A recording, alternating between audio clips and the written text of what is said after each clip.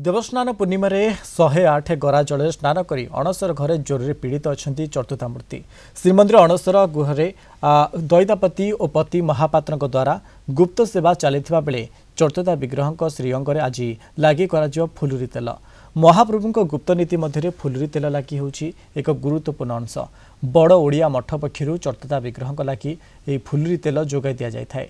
हेरा पंचमी दिन शुद्ध राशि तेल चेरमुड़ी और सुबासित फूल पकाई एक पात्र रखी ताको माटी तले पोता जाए। देवस्नान पूर्णिमा पूर्व दिन माटी तलु तेल को बाहर करा जाई पंचमी दिन तेल को छणा जाए एवं अमुणिया प्रस्तुत करी महाप्रभुंक पई पठा जाए।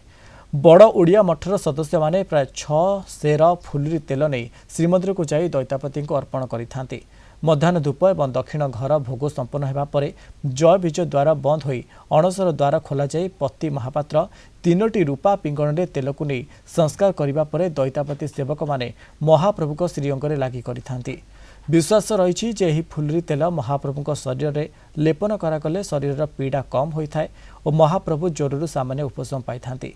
तेज ए संपर्क में अधिक सूचना देउछंती आम पुरी रिपोर्टर पिंटू साहू। स्नान बेदी रे अत्याधिक स्नान करी ज्वर रे पीड़ित श्रीजू एवं अनवसर अंधार गृह रे दैतापति सेवक माने महाप्रभु को सुस्थता लगी करुछंती सेवा पूजा। आम सहित बड़ ओडिया मठर मठाधीश जहाँकि जोड़ी होती आम सीधा सड़क आलोचना करवा। प्रथम तो कलिंग टीवी को आपको स्वागत करुच्ची। कौन कह महाप्रभु को यही सेवारे बहु दिन आगु बड़ ओडिया मठ पक्षर यही सेवा करा जाउची एवं कौन यही फुलुरी तेल किभली भावे प्रस्तुत करा जाय थाए एवं महाप्रभु को सेवारे किभली भावे यह लगी थाए।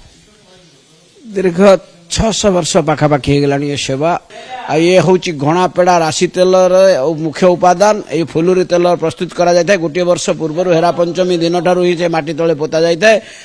ऋतु अनुसार मिलुवा फूल व चेरमूली को आम पुनर्बार माटी मध्य खोली पोती दिए भर्ती कर पोती दि जाए।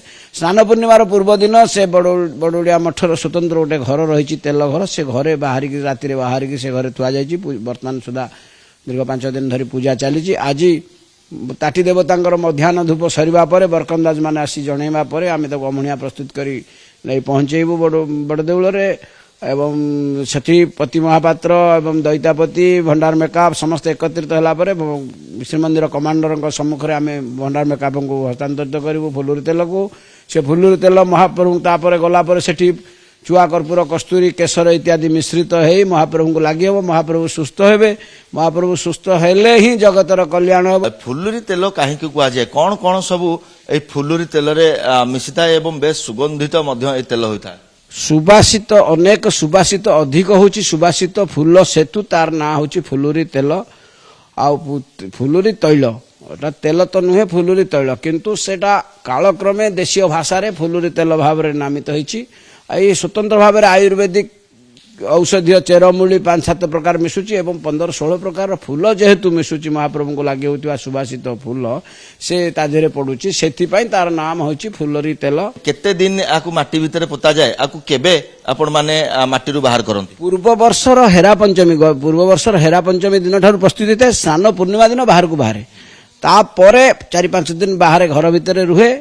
तार जहाँ दुर्गुण थाए तेलर हो घड़ीर हो फूलर हो चेरमूलीर जहाँ सबुथर दुर्गुण सुर्गुण अच्छी जो दुर्गुण तक माटी माँ ताको दुर्गुण तक जीर्ण कर नहीं जाइथांती एवं सुगुण भाव से सुंदर भाव में तैल प्रस्तुत हो जाए। पंचमी रे फुलुरी तेल एवं दशमी रे दशमूल मोदक खाई महाप्रभु संपूर्ण सुस्थ होगा पर चका विजय करेंगे एवं नव यौवन बेश भक्तों को दर्शन देवे। पुरी वीडियोग्राफर संबित मिश्र सह पिंटू साहू कलिंग टीवी।